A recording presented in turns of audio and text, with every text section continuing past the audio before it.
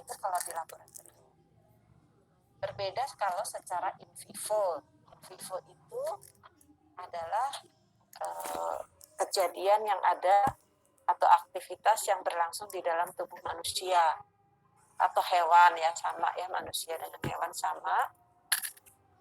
Nah, di dalam tubuh ini kita tidak perlu mengatur itu semua, ya, karena Allah, ya, ini tentunya karena kebesaran Allah, ya, bahwa enzim itu dengan tidak perlu diatur baik suhu, tekanan maupun waktu, asal kondisinya memang kondisi yang baik untuk enzim itu bekerja, tidak perlu diatur, itu enzim itu sudah akan beraktivitas dan berlangsung sangat-sangat cepat, ya. Jadi walaupun sebetulnya pengaturannya rumit kalau dilakukan di laboratorium, tapi begitu ada di tubuh manusia, kita nggak perlu mikir lagi bagaimana enzim bekerja, tiba-tiba reaksi itu sudah berlangsung tanpa memerlukan energi atau suhu dan waktu sangat relatif singkat. Nah, ini karena ada yang namanya katalis yang disebut enzim. Ya, salah satu contoh misalkan kita misalkan Anda makan bakso pakai cuka gitu ya. Cuka itu kan banyak hidrogen, banyak asam masuk ke dalam tubuh. Secara kimiawi, apabila asam dimasukkan ke dalam suatu zat, tentu zat itu akan berubah menjadi asam. Termasuk di darah kita. Kalau kita tidak mempunyai enzim, maka darah kita menjadi asam. Tetapi karena kita mempunyai enzim yang akan merubah daripada pH itu, ya, sehingga pH yang seharusnya asam karena kita mengkonsumsi banyak asam, tidak akan terjadi asidosis atau asam. Karena sesegera mungkin keasaman itu akan dirubah oleh enzim menjadi pH-nya menjadi normal. Contoh misalkan kita HCl masuk ke dalam tubuh, atau H lah ya, H apapun dalam bentuk apapun masuk ke dalam tubuh. Kemudian kita punya basa, yaitu karbonat HCO3. Ya. Kemudian H yang tadi masuk digabung dengan HCO3 menjadi H2O plus CO2. Nah, itu nanti coba dicari enzimnya apa, dan itu berlangsung sangat cepat. Tidak butuh waktu berdetik-detik. Kurang dari 1 detik itu reaksi itu sudah berlangsung. Nah, kenapa? Karena ada enzim. Sehingga enzim itu sangat-sangat berperan dalam seluruh aktivitas tubuh kita. Nah, menurut Berzelius, ya, di awal penemuannya tahun 1837, zat-zat yang dapat mempercepat reaksi spesifik terhadap reaksi tanpa dirinya tidak ikut bereaksi. Jadi enzim itu dapat mempercepat suatu reaksi yang spesifik, ya, tetapi enzim itu tidak ikut bereaksi. Ya, cuman aktivitasnya aja akan dilakukan, tetapi dia tidak ikut di dalam reaksi tersebut. Itu adalah enzim, ya, yang diketemukan. Jadi enzim adalah unit fungsional berupa senyawa protein. Jadi enzim itu berasal dari protein, ya, atau campuran protein dengan komponen lain. Nah, campurannya ada yang merupakan molekul anorganik seperti ferum, mangan, zinc, itu dikatakan sebagai kofaktor. Ya. Atau juga mungkin ada molekul organik kompleks yang disebut koenzim yang bekerja secara spesifik terhadap substrat yang akan diubah ke dalam bentuk lain. Jadi ada enzim yang murni enzim saja, ada yang membutuhkan ferum, ada membutuhkan kofaktor, ada yang membutuhkan koenzim untuk bisa bereaksi. Jadi walaupun enzim memang berperan untuk merubah suatu reaksi, namun kalau kofaktor ataupun koenzim yang memang dibutuhkan oleh enzim tersebut untuk membantu reaksi suatu zat, maka tetap tidak akan berjalan dengan baik apabila kofaktor maupun koenzim itu tidak dimiliki oleh enzim tersebut. Nah, sejarahnya bagaimana enzim itu ditemukan, yaitu yang dirintis oleh Berzelius ini, adalah suatu proses kimia itu terjadi pada saat pembuatan anggur. Jadi kalau anggur itu kan dari zaman dulu kala juga sudah dikonsumsi oleh orang-orang ya. Nah, bagaimana kok bisa menjadi anggur? Ya. Nah, itu ditemukanlah yang dinamakan fermentasi atau peragian. Ini dalam pembuatan cuka ya, pembuatan cuka, pembuatan tape ya, pembuatan tempe itu betul-betul butuh fermentasi. Nah, fermentasi, kenapa terjadi fermentasi? Kenapa bisa terjadi cuka? Ya, kenapa beras ketan bisa menjadi tape ketan? Kenapa singkong bisa menjadi tape beyem? Nah, kenapa bisa terjadi cuka? Karena adanya proses fermentasi. Nah, siapa yang melakukan proses ini? Inilah yang dikatakan enzim tersebut. Jadi kalau tidak ada enzim, kalau tidak ada ragi, di dalam ragi itu ada enzim. Kalau tidak ada ragi, tentunya tape tidak akan menjadi beyem, tidak menjadi tape gitu ya. Gitu. Nah, ini adalah karena di dalam ragi itulah terdapat enzim untuk melakukan proses fermentasi. Kemudian Louis Pasteur tahun 1850 berkesimpulan bahwa fermentasi gula, jadi alkohol itu berasal dari karbohidrat juga, berasal dari glukosa juga, ya. Jadi fermentasi gula menjadi alkohol oleh ragi yang dikatalis ferment, yang kemudian dikenal setelahnya itu adalah enzim. Jadi zaman dulu ragi ini di dalamnya terdapat fermen kalau dulu istilahnya. Kesini dikatakan sebagai enzim.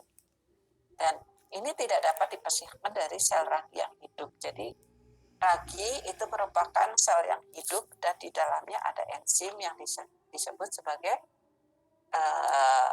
fermen tadi ya, yang melakukan proses fermentasi atau peragian. Itu asal mula bagaimana enzim ini ditemukan.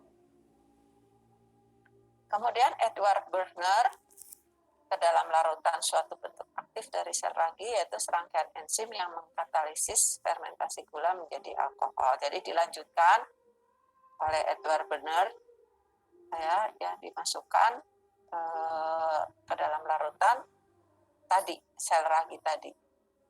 Jadi sel ragi atau merupakan serangkaian enzim untuk mengkatalisis daripada fermentasi gula menjadi alkohol. Kemudian Emil Fischer tahun 1900 itu juga menemukan secara sistemik mengenai spesies enzim ya. Dan 1926 enzim dapat bentuk kristal atau menemukan enzim dalam bentuk kristal, yaitu enzim urease yang mengurai urea menjadi CO2 dan NH3. Jadi urea itu hasil metabolisme nitrogen atau protein ya, yang hasilnya itu nggak bisa dikeluarkan kalau tidak dirubah ya, sehingga enzim urease inilah supaya urea itu bisa larut dalam darah atau larut dalam air hingga bisa dikeluarkan melalui urin. Nah, sama urease ini dirubah urea tadi ya dalam bentuk CO2 dan NH3. Kemudian beberapa tahun kemudian Northrop dan Punitz dapat mengisolasi ini enzim-enzim untuk pencernaan ya, enzim pepsin, tripsin dan chymotrypsin yang dikeluarkan oleh usus halus atau pankreas ya, terutama pankreas. Pankreas itu menghasilkan enzim-enzim pencernaan untuk membantu pencernaan atau mendigesti daripada protein, lemak maupun tepung atau karbohidrat. Nah, strukturnya, bagaimana struktur enzim?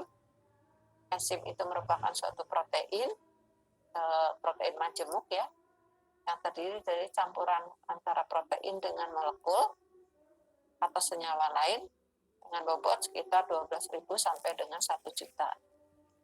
Jadi bobot molekulnya atau berat molekulnya besar-besar ya.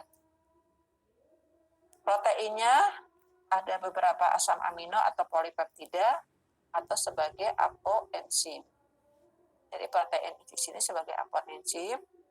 Kemudian kofaktor atau molekul organik bisa Fe, mangan, zinc, kuprum, kalium, nikel, kobalt, dan selenium.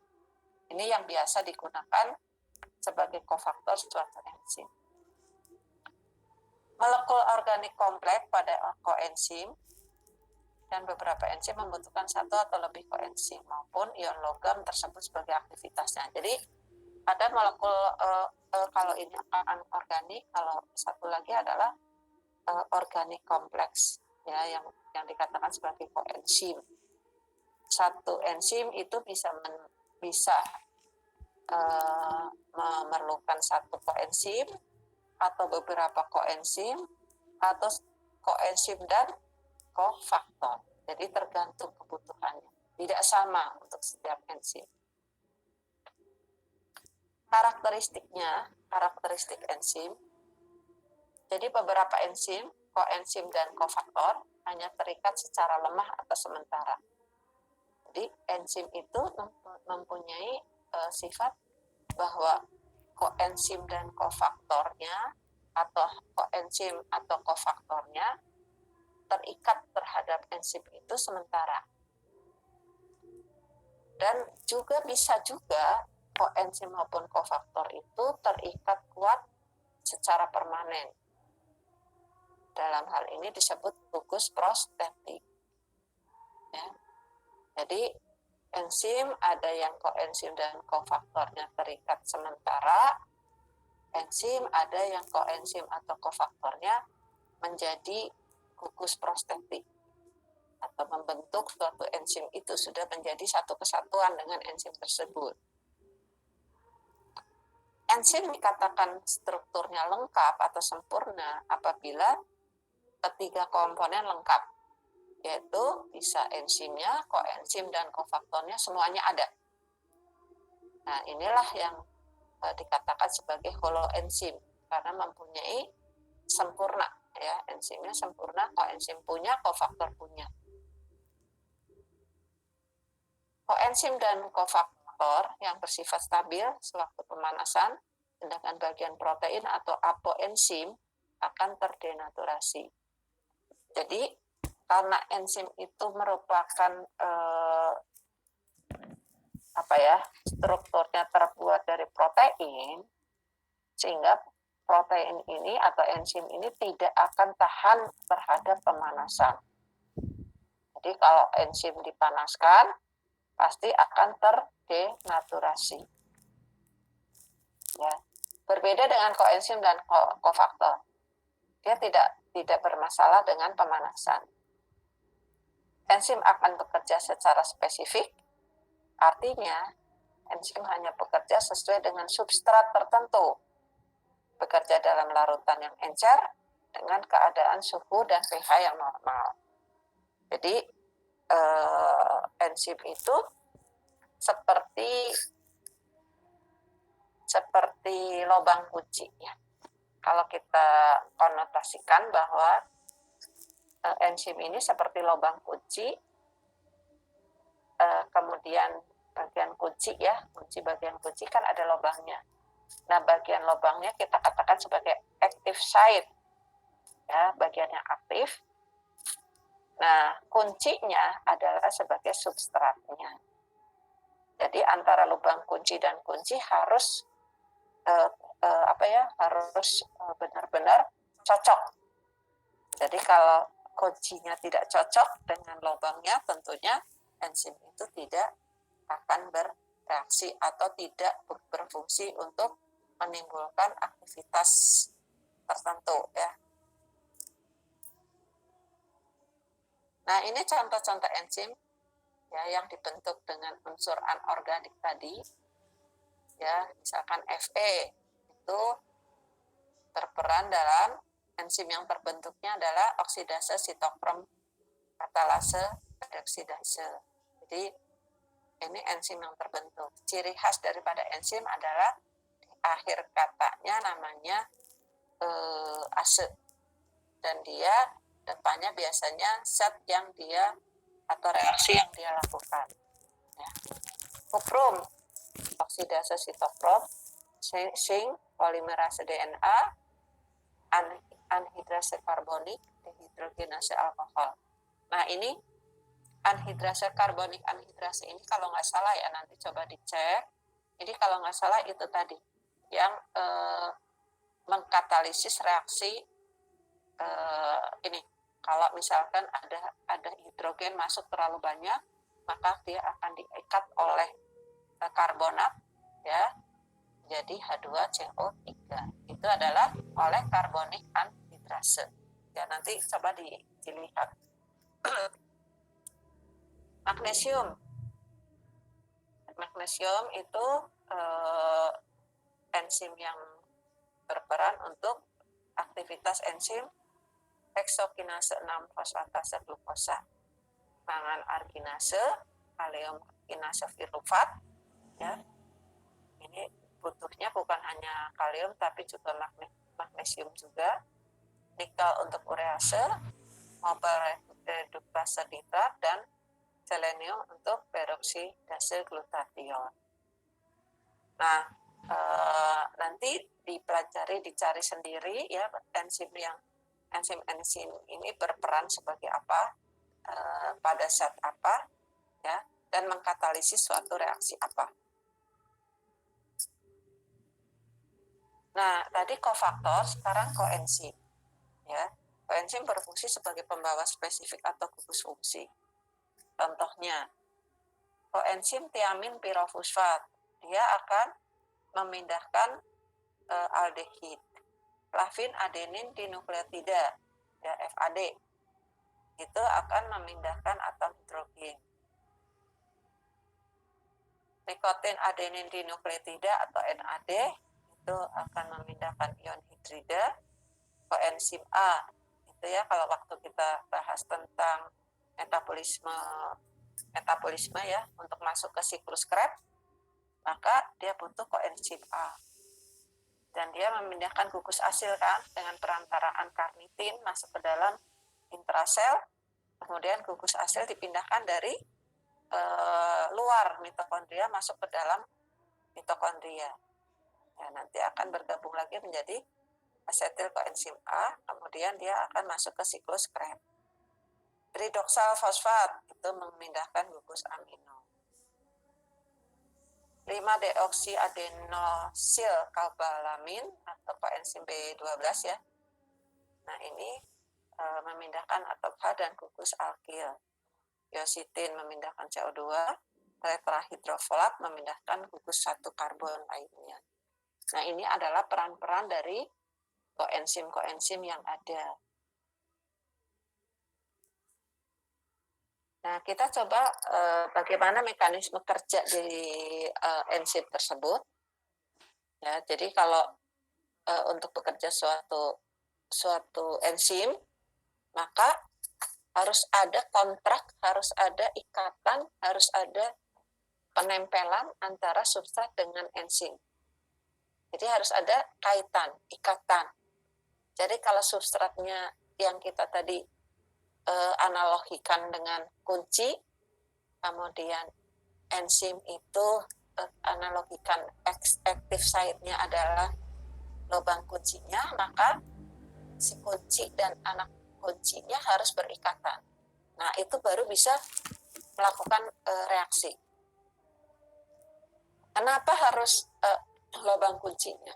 Karena tadi bahwa enzim itu berat molekulnya sangat besar, ya 12.000 sampai sekian juta, dibandingkan substrat yang sangat kecil, sehingga tidak semua bagian enzim yang bisa berhubungan dengan substrat, sehingga hanya bagian tertentu saja daripada enzim yang disebut active site tadi.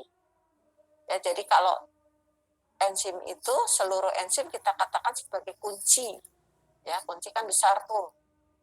Ya, kemudian nah active site-nya adalah lubangnya, kecil. Nah, substratnya adalah kuncinya. Jadi kalau akan membuka pintu, itu kuncinya harus dicekrek dulu dibuka. Maka akan terbuka. Sama dengan enzim. Begitu active site-nya ketempelan substrat, maka reaksi yang dihandle oleh enzim tersebut akan berjalan. Nah, itulah seperti itu kira-kira mekanisme kerja daripada suatu enzim. Dan bagian active site-nya ini hanya menerima atau mengenal gugus tertentu dari substrat. Jadi nggak bisa kita mengaktifkan enzim dengan substrat yang berbeda. Atau kita membuka pintu, kita gunakan kunci yang tidak cocok. Nah, nggak bisa. Sama enzim juga begitu. Hal inilah yang menjadi kekhasan setiap enzim. Jadi nggak bisa enzim bekerja sembarangan, nggak bisa. Enzim berikatan dengan substrat sembarangan, nggak bisa. Jadi dia sangat-sangat perfect terhadap pasangannya. Tidak mau berubah sedikit pun. Jadi kalau ada kecacatan, kalau ada perubahan daripada substratnya, dia nggak terima.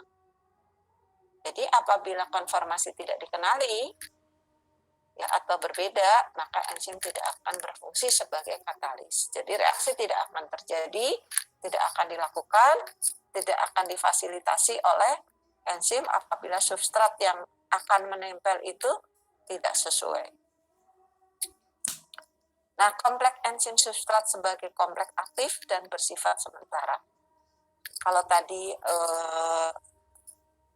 enzim dengan kofaktor atau koenzim bisa bersifat sementara, bisa bersifat permanen. Tapi kalau kompleks enzim substrat ini sifatnya adalah sementara. Ya. Jadi begitu dia sudah melakukan katalisasi daripada suatu reaksi, maka dia akan melepas atau melepaskan diri si substratnya, ya. Jadi dengan adanya substrat menempel dengan enzim, maka akan terjadilah reaksi yang dihandle tadi. Nah, setelah reaksi itu terjadi, terbentuk senyawa baru, maka enzim substrat akan terurai kembali. Ya, tidak akan berkaitan terus. Nah, itulah cara daripada kompleks enzim substrat untuk mengaktifasi daripada suatu reaksi. Nah, kita lanjut kepada penggolongan enzim. Ya. Jadi untuk bekerja terhadap suatu zat atau substrat ada hubungan atau kontak. Oh, ini sama ya, ini sama nih satu slide ini sama. Ya, isinya hampir sama dengan yang tadi ya. Ada hubungan dengan substrat dan di bagian active site apabila dia tidak mengenal maka tidak akan berlangsung reaksi tersebut. Kompleks enzim substrat sebagai kompleks aktif dan bersifat sementara, setelah itu terjadi reaksi dan terbentuk senyawa baru akan terurai kembali. Nah, ini sama. Nah, ini penggolongan enzimnya. Jadi menurut organisasi enzim internasional bahwa enzim digolongkan menjadi 6 golongan. Nah, penggolongan ini didasarkan pada reaksi yang diikuti. Ya, reaksinya apa? Misalkan oksidasi, ya, namanya oksidase, gitu ya. Sedangkan nama enzim sesuai dengan nama substratnya. Kecuali enzim-enzim yang awal-awal, ya, seperti pepsin, tripsin, kemotripsin itu sudah punya nama dari awalnya. Ya, dari dulu dia sudah dinamain, dari ditemukan namanya ini, jadi nggak dirubah lagi. Ya, kalau enzim-enzim yang baru itu namanya sesuai dengan reaksi apa yang dia lakukan dan substrat apa yang berperan pada reaksi tersebut. Namun pada intinya enzim-enzim ini bekerja dalam 6 golongan. Ya, yang pertama adalah oksida reduktase, ya. Jadi oksidasi dan reduksi, transferase, jadi melakukan transfer, hidrolase, melakukan hidrolisis, liase, isomerase, dan ligase. Itu secara umum enzim dibagi menjadi 6 golongan. Ya, 6 golongan. Kita coba lihat per golongan enzim, itu dia ngapain aja. Cuman di sini Ibu tidak tuliskan semuanya, nanti menjadi tugas Anda untuk mencari ya enzim-enzim yang ada pada golongan tersebut. Contoh di oksidoreduktase. Ini ada 2 bagian. Yang pertama adalah dehidrogenase, bekerja pada reaksi dehidrogenase, yaitu pengambilan atom hidrogen dari senyawa donor. Jadi mengambil hidrogen dari reaksi yang lain atau senyawa yang lain, diambil. Kemudian hidrogen yang tadi diambil atau yang lepas diterima oleh senyawa lain sebagai akseptor. Jadi memindahkan ya, mengambil atom hidrogen dari senyawa donor, kemudian diterima oleh senyawa yang lain. Contohnya, ini pada pembentukan aldehid dari alkohol. Enzim yang bekerja adalah alkohol dehidrogenase, dan senyawa yang menerima hidrogen adalah koenzim. Koenzim NAD, nikotin adenin dinukleotida. Jadi walaupun dia koenzim, dia akan bekerja ya, membantu enzim untuk mengkatalisis suatu reaksi, tetapi dia juga untuk bisa bekerja dia harus mendapatkan transferan hidrogen dulu. Nah, untuk mentransfer hidrogen dari senyawa yang lain untuk koenzim itu juga membutuhkan enzim juga, yaitu enzim dehidrogenase. Itu ya salah satu contohnya. Kemudian untuk oksidase ini juga bekerja sebagai katalis pada reaksi pengambilan hidrogen dari suatu substrat. Nah, ini suatu substrat ya. Contoh glukosa oksidase. Mengubah glukosa menjadi asam glukonat. Santin oksidase. Mengubah santin menjadi asam urat. Nah, ini juga sama, mengambilkan hidrogen dari suatu substrat. Nah, santin oksidase itu kan merupakan enzim juga. Nah, enzim tapi untuk melakukan kegiatan dari santin menjadi asam urat itu juga butuh oksidase. Ya, jadi dipindahkan substratnya ya yang ada di santin tadi, kemudian diubah menjadi, dia akan merubah santin menjadi asam urat. Nah, jadi sisi enzim tersebut akan berjalan juga dipengaruhi oleh enzim yang lain. Nah, itu namanya oksidase. Kemudian transferase. Transferase dari namanya juga mentransfer ya. Jadi bekerja sebagai katalis pada reaksi pemindahan suatu gugus dari satu senyawa ke senyawa lain. Jadi contohnya metil transferase pada pembentukan kreatin dari asam guanidino. Kemudian hidroksi metil transferase pada pembentukan glisin dari serin, karboksi transferase, asil transferase, asam amino transferase, ya. Kemudian transaminase pada pemindahan gugus amino dari satu asam amino pada senyawa lain. Jadi asam amino itu kan kemarin kita sudah bahas bahwa asam amino itu kan merupakan ya ada yang esensial yang harus kita makan atau kita konsumsi dari luar, ada yang non esensial. Dari yang esensial itu bisa disintesis asam amino yang lain.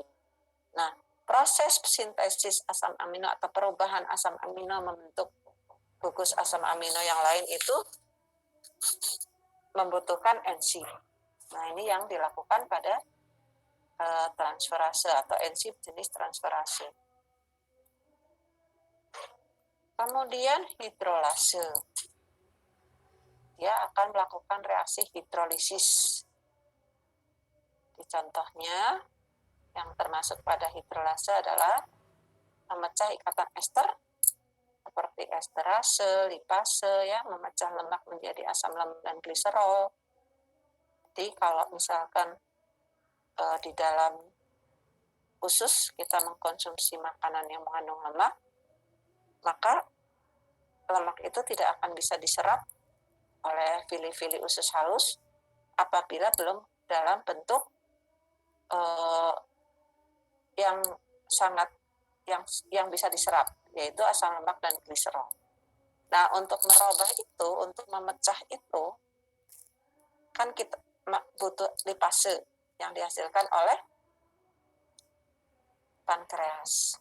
Jadi, pada saat lemak yang ada di dalam atau free fatty acid, ya, asam lemak bebas, itu harus berubah menjadi asam lambung dan gliserol, dia membutuhkan lipase. Fosfatase ini ada pada bisa ular, ya, bisa ular juga glukosa ternyata memecah glukosa 6-fosfat menjadi glukosa dan asam folat. Kemudian memecah ikatan glukosida, contohnya amilase. Amilase ini ada alfa, ada beta, ada gamma, ya, amilase. Amilase itu untuk memecah dari karbohidrat atau polisakarida menjadi monosakarida, ya, supaya bisa diserap. Kemudian memecah ikatan peptida, peptidase, edoexopeptidase. Nah, ini adalah merupakan enzim yang termasuk dalam hidrolase atau bekerja dalam melakukan hidrolisis. Kemudian enzim yang termasuk pada liase bekerja pada pemisahan suatu gugus dari suatu substrat, tetapi bukan cara hidrolisis. Jadi substrat itu dilakukan pemisahan-pemisahan dengan cara salah satunya hidrolisis. Tetapi kalau liase ini sama memisahkan gugus pada suatu substrat, tapi caranya bukan dengan cara hidrolisis. Kalau dengan cara hidrolisis tadi dengan hidrolase namanya. Tapi di sini bukan dengan hidrolisis, yaitu adalah liase. Contohnya, dekarboksilase mengubah asam pirufat menjadi aldehid. Ya. Kemudian aldolase pada pemecahan molekul fruktosa atau molekul triosa, yaitu hidroksiaseton fosfat dan gliseraldehid 3-fosfat. Ini proses pada saat di metabolisme atau glikolisis, ya. Pada saat glikolisis juga berperan enzim liase ini. Ya. Itu untuk liase. Kemudian hidratase pada penggabungan satu molekul air kepada molekul asam fumarat dengan membentuk asam malat. Nah, ternyata untuk menggabungkan satu mol air atau H2O itu juga membutuhkan enzim, ya, yang ternyata tidak langsung begitu saja, tetapi harus ada enzim. Nah, ini termasuk ke dalam liase. Contohnya adalah hidratase. Itu menggabungkan satu molekul air kepada molekul asam fumarat dan akan terjadi yang dinamakan asam malat. Ya.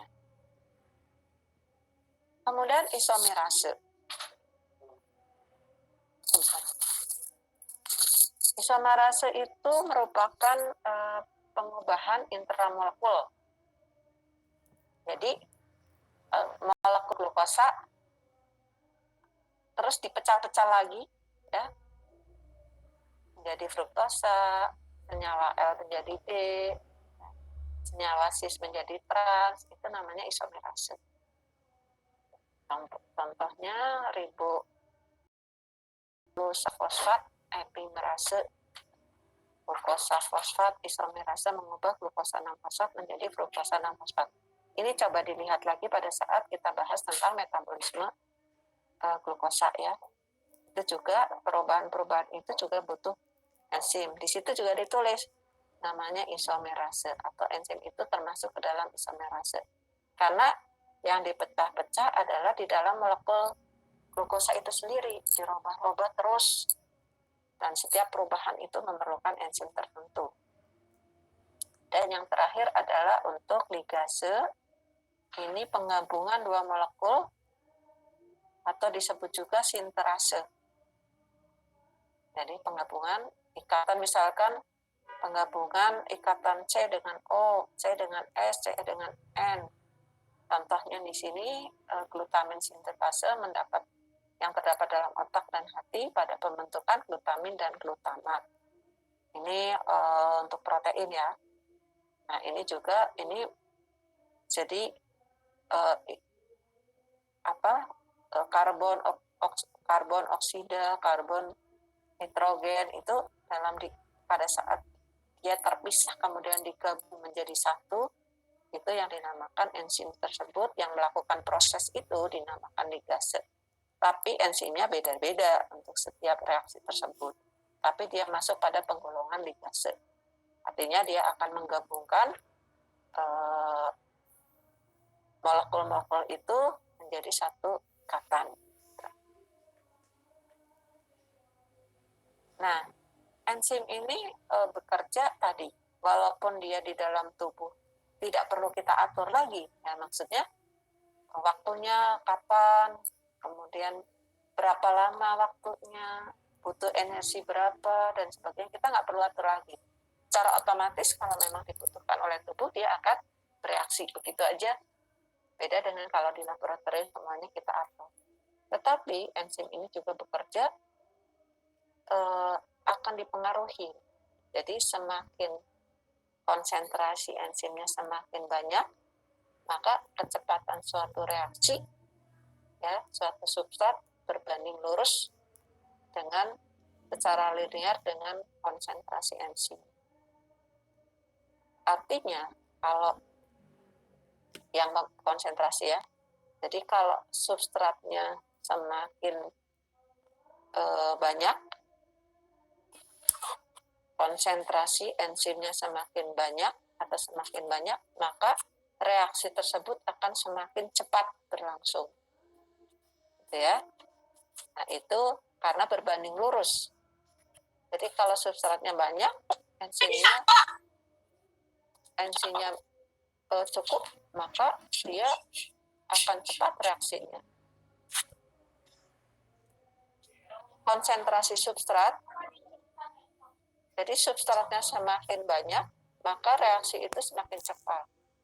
Tetapi dia akan jenuh, ya. Jadi kalau di batas-batas tertentu, walaupun substratnya banyak, misalkan dia sudah cukup, ya dia tidak akan, reaksi tersebut tidak akan bertambah terus, gitu. Jadi tergantung daripada kebutuhan. Jadi konsentrasi substrat semakin banyak, dia reaksi semakin cepat, betul, karena berbanding lurus linear. Jadi substratnya banyak, kecepatan makin tinggi, gitu.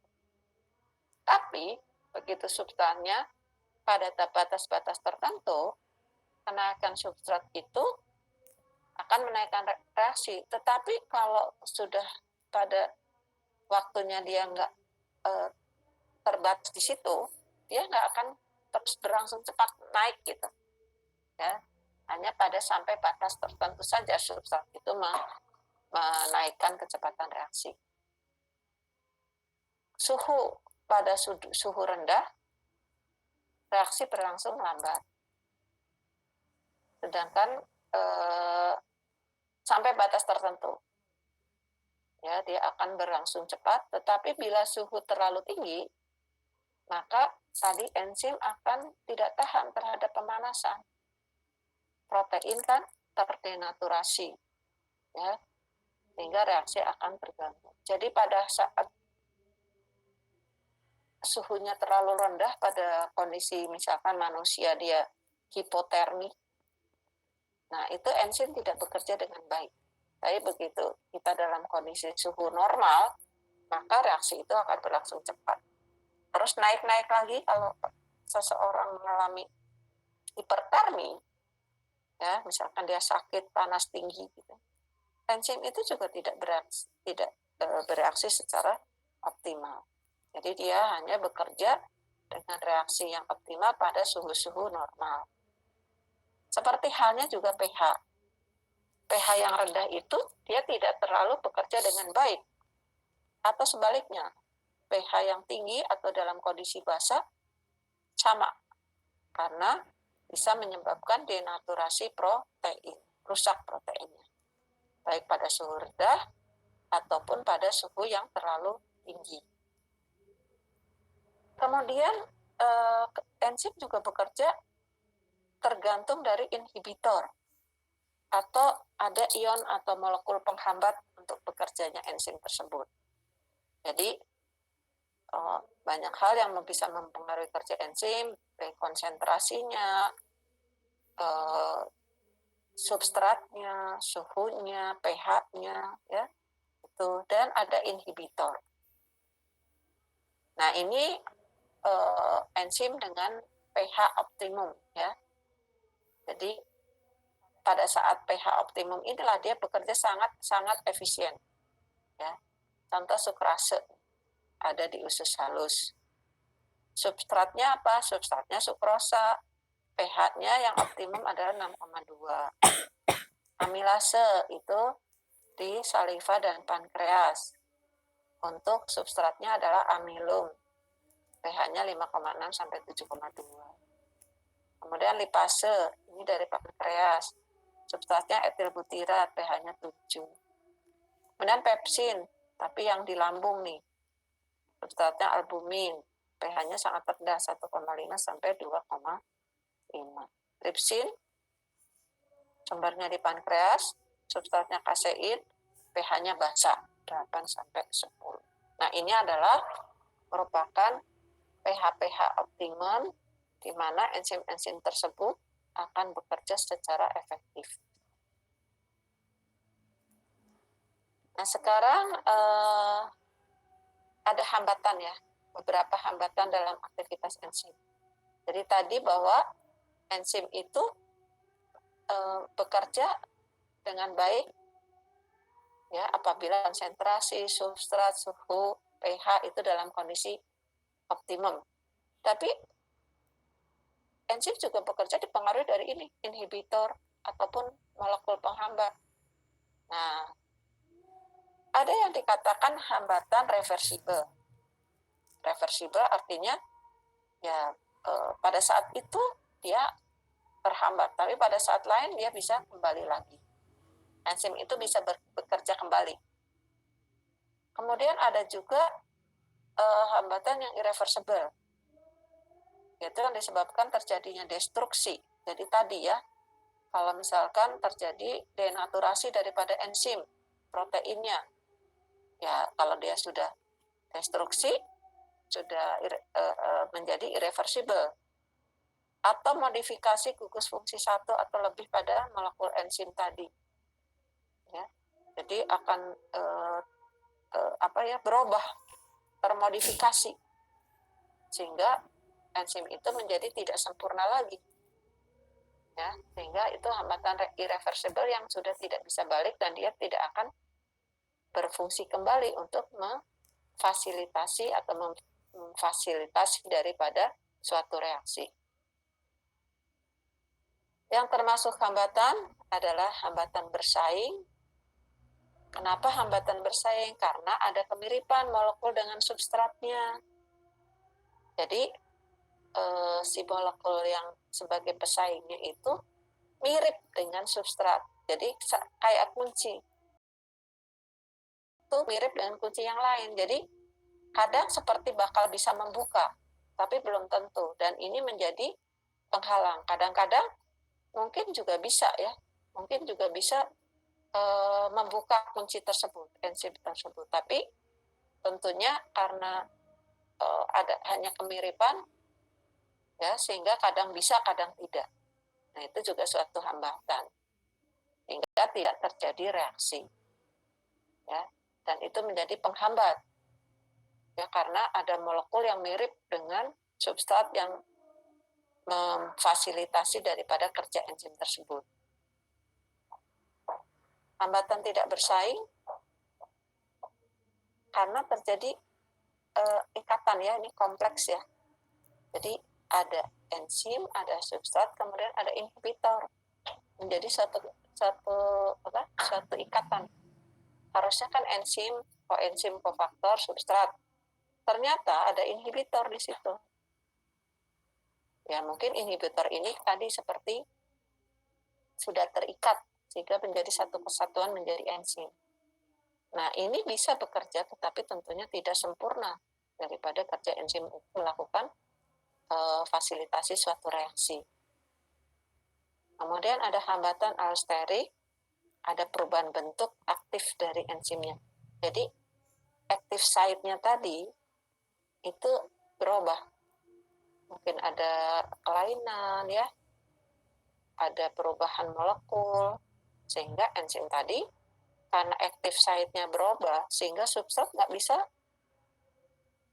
menempel, nggak bisa menjadi kesatuan dengan enzim yang supaya bisa bekerja enzim tersebut. Nah itu yang allosterik. Jadi ya kalau seperti ini tentunya enzim yang dibutuhkan itu tidak akan bisa bekerja seperti yang diharapkan karena sudah berubah bentuknya, sudah tidak seperti yang seharusnya lagi. Nah ini adalah hambatan-hambatan yang bisa mempengaruhi daripada kerja suatu enzim, ya. Nah itu materi yang Ibu sampaikan, tetapi ada hal yang harus Anda cari ya, sesuai dengan kolom kelompoknya.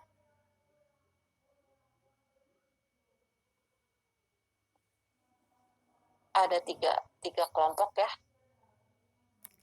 Dan 3 kelompok 1 Bu Heni, kelompok 2 Bu Sansri, kelompok 3 dengan Ibu. Tolong Anda cari ya tadi. Karena enzim itu kan jutaan. Yang Ibu sampaikan itu hanya beberapa saja. Ya termasuk kemarin pada saat kita bahas metabolisme, itu beberapa enzim banyak juga di situ yang melakukan proses katalis suatu reaksi. Jadi dengan satu reaksi 11 tahap reaksi metabolisme glikolisis itu karbohidrat itu saja sudah 11 reaksi dan enzimnya macam-macam. Kofaktornya, koenzimnya juga macam-macam. Nah, untuk itu untuk lebih meningkatkan pemahaman Anda, di sini ada beberapa kan tadi golongan daripada enzim. Jadi masing-masing menganalisis daripada enzim-enzim tadi ya, golongan yang ada 6 ya. Jadi kelompok 1 kita tukar nih. Kemarin kelompok 1 itu oksidase, reduktase. Sekarang kita robah. Kelompok 1 itu golongan ligase dan isomerase. Ya. Jadi nanti tolong Anda cari enzim-enzim yang masuk ke dalam golongan ligase. Enzim apa saja, dia mengkatalis dari reaksi apa, dari apa menjadi apa, ya, mengkatalis reaksi apa, dan prosesnya itu di mana. Kalau misalkan dalam proses itu membutuhkan koenzim ataupun kofaktor juga cantumkan, ya. Terus isomerase juga sama begitu. Kelompok 2 liase dan hidrolase, ya, sama mengidentifikasi atau mencari kelompok-kelompok enzim yang masuk ke dalam liase. Enzimnya apa saja, dia mengkatalis ya senyawa apa, ya untuk menjadi apa gitu ya. Kemudian hidrolase juga sama, dan kelompok 3 adalah mengidentifikasi atau mencari enzim-enzim yang masuk ke dalam oksidase, reduktase, dan transferase. Ya, ini kita masih punya banyak waktu untuk mengerjakan ini, jadi kerjakan sekarang sampai dengan waktu kuliah habis, nanti langsung kumpulkan ke pembimbingnya masing-masing. Ya, nanti kalau misalkan ini sebetulnya ini sebagai praktek sebetulnya, cuman karena nanti kan kita nggak bisa praktek enzim ya, kita nggak punya fasilitas untuk praktek enzim, jadi praktek enzim itu cukup Anda mengidentifikasi enzim-enzim yang masuk ke dalam 6 golongan ini. Nanti bisa di sharing ya ke teman yang lainnya. Jadi jangan cuman misalkan kelompok 1 hanya isomerase ligase, tapi kelompok 1 juga dapat informasi tentang oksida reduktase, transferase, hidrolase, dan diase. Jadi pemahaman Anda untuk 6 golongan enzim ini sama setiap individu. Ya, nanti jadwal luring untuk praktek enzim itu kita gunakan untuk praktek yang lain yang sementara ini kita nggak lakukan gitu ya. Sebelumnya kan ada prakteknya daring, jadi kita bisa manfaatkan untuk yang lain karena enzim ini kita tidak butuhkan kita tidak punya fasilitas untuk pemeriksaan enzim, sehingga cukup Anda mengidentifikasi jenis-jenis atau enzim-enzim pada ke-6 golongan ini. Oke, itu yang bisa Ibu sampaikan. Sekarang silakan kalau kita akan diskusi untuk enzim ini. Materinya Ibu sudah sampaikan.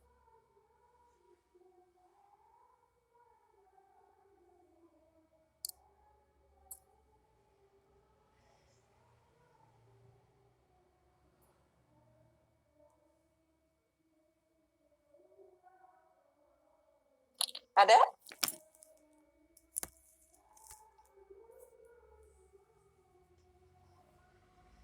Ya, Cynthia silahkan. Baik Ibu, izin bertanya. Tadi kan enzim kurang maksimal jika di suhu dingin atau terlalu panas ya Ibu. Jika kita minum seperti air es atau makanan-makanan yang dingin, apakah itu mempengaruhi enzim di dalam tubuh Ibu? Terima kasih. Ya. Oke, makasih ya Cynthia, bagus pertanyaannya. Kalau hanya sekedar minum, makan, itu biasanya oleh tubuh sudah masuk ke dalam tubuh sudah langsung netralisir suhu itu. Berbeda kalau kondisi kita dalam kondisi memang misalkan kita sedang sakit, ya, mengalami hipertermi, ya, atau kita dalam posisi sedang ada di kutub, jadi kita mengalami hipotermi. Nah, disitulah karena suhu tubuh kita hipotermi atau suhu tubuh kita hipertermi, maka enzim itu tidak bekerja secara efektif pada suhu hipo ataupun hiper. Tapi kalau kita cuma makan es krim, ya, kita mengkonsumsi sup yang panas, gitu, masuk ke tubuh dia sudah dinetralisir oleh suhu tubuh kita, jadi tidak mempengaruhi daripada kerja enzim. Yang dimaksud mempengaruhi kerja enzim adalah apabila kondisi tubuh kita memang sedang mengalami hipo maupun hipertermi, atau kondisi tubuh kita sedang mengalami asidosis ataupun alkalosis. Jadi pH-nya kurang dari 6,35-6,45, ya, atau melebihi dari 7,35 atau 7,45. Nah, itu lebih dari 7,35 atau 7,45 itu sudah alkalosis. Kalau kurang dari 6,35 itu asidosis. Nah, pada kondisi asidosis, alkalosis, enzim tidak akan bekerja dengan baik. Nah, itu yang dimaksud hambatan-hambatan tadi, hambatan suhu, hambatan pH, gitu ya. Tapi kalau misalkan kita mengkonsumsi, misalkan gini, kita mengkonsumsi asam kan, misalkan Anda makan bakso pakai cuka gitu ya. Nah, karena kita punya enzim, maka begitu cuka masuk ke dalam tubuh, kemudian masuk ke dalam darah, itu udah langsung kita punya buffer. Jadi udah langsung dinetralisir oleh buffer kita. Secara singkat sekali, tidak sampai sepersekian detik, H yang masuk itu sudah diikat oleh bikarbonat yang ada. Ya, langsung diikat, dan dia akan menetralisir karena misalkan menjadi H2CO3, H2O-nya dikeluarkan lewat ginjal, jadi urin kita menjadi asam. Kebanyakan CO2 dikeluarkan melalui paru-paru. Di paru-parunya akan bekerja lebih cepat dengan maksud untuk mengeluarkan CO2 dari tubuh, sehingga pH kita menjadi normal kembali. Itu yang dimaksud kerja enzim itu di situ, ya. Tapi kalau suhu kita, kemudian pH kita sedang dalam kondisi yang tidak normal, nah itu yang akan mempengaruhi kerja enzim secara keseluruhan.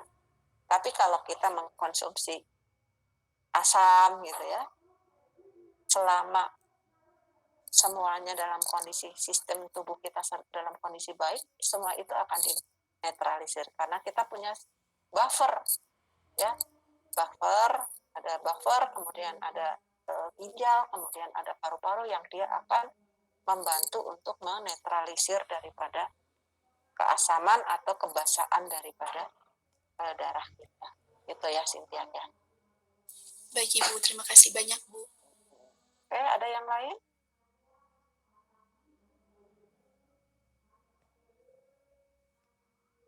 Silakan. Ibu izin bertanya. Ya, Siti, silakan Siti. Mengenai enzim itu, Ibu kenapa enzim hanya dapat bekerja sesuai dengan substratnya aja ya Bu? Ya. Ya itu kenapa? Itu yang kita apa ya? Itu merupakan kuasa Allah dalam melakukan atau mekanisme kerja tubuh kita. Kenapa kok bisa begitu ya? Kenapa diciptakan itu ya? Subhanallah itu kan, bahwa enzim itu bekerja dengan substrat yang beda-beda.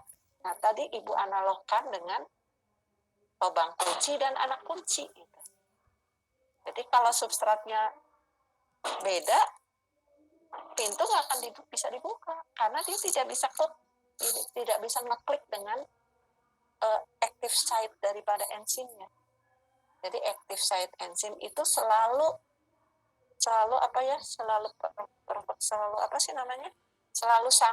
sangat sama dengan substratnya, kuncinya. Si substratnya itu kuncinya. Jadi begitu dia ketemu, berikatan, dia menjadi aktif dan dia akan mengkatalis suatu reaksi tadi. Ya, mengkatalis reaksi.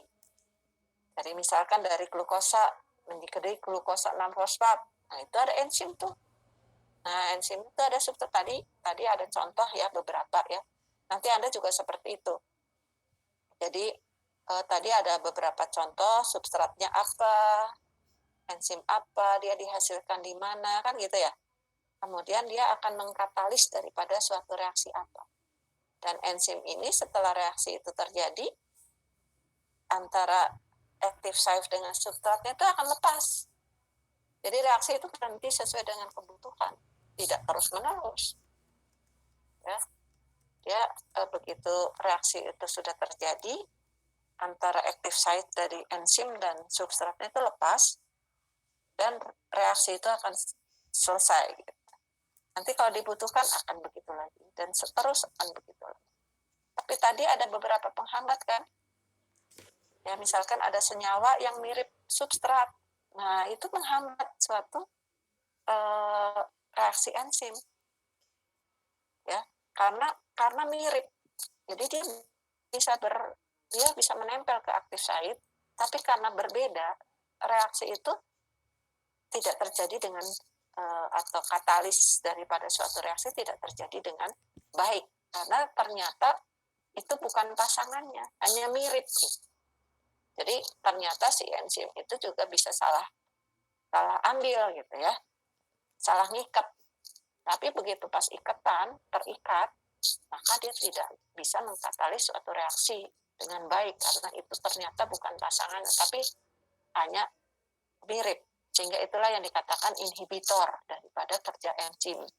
Karena ada yang senyawanya mirip ya, sehingga dia bisa ikatan. Jadi ada enzim dan substrat, tapi ada senyawa lain yang mengikat di situ juga. Nah itu tidak bereaksi.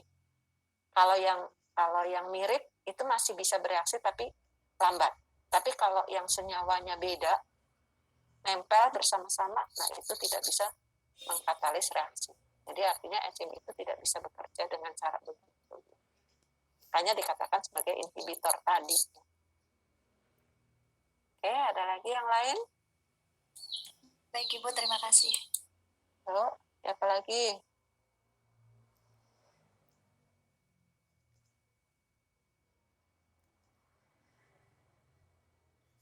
Ada?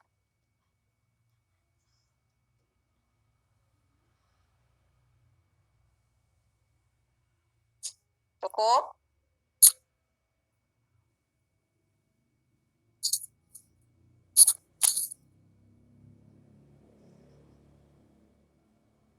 Oke, kalau ada yang lagi yang bertanya, mungkin sudah cukup.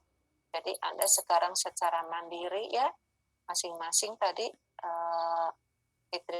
Fitri Agustin sebagai si penyat, silakan mau diskusi menggunakan Meet ini silakan, cuman Ibu live ya. Tapi mau masing-masing kelompok juga silakan. Anda masih punya waktu sampai dengan jam berapa ya? 10.30 kalau nggak salah ya. 10.30 sebelum Pak Hamdani masuk, Anda identifikasi ya ke 6 jenis golongan enzim sampai dengan enzim-enzim yang termasuk golongan tersebut apa saja, substratnya apa, dia mengkatalis reaksi apa. Ya, semakin banyak semakin baik. Ya, silahkan dapatnya berapa, enzimnya silahkan aja. Tapi semakin banyak itu semakin baik. Gak usah dibatasi.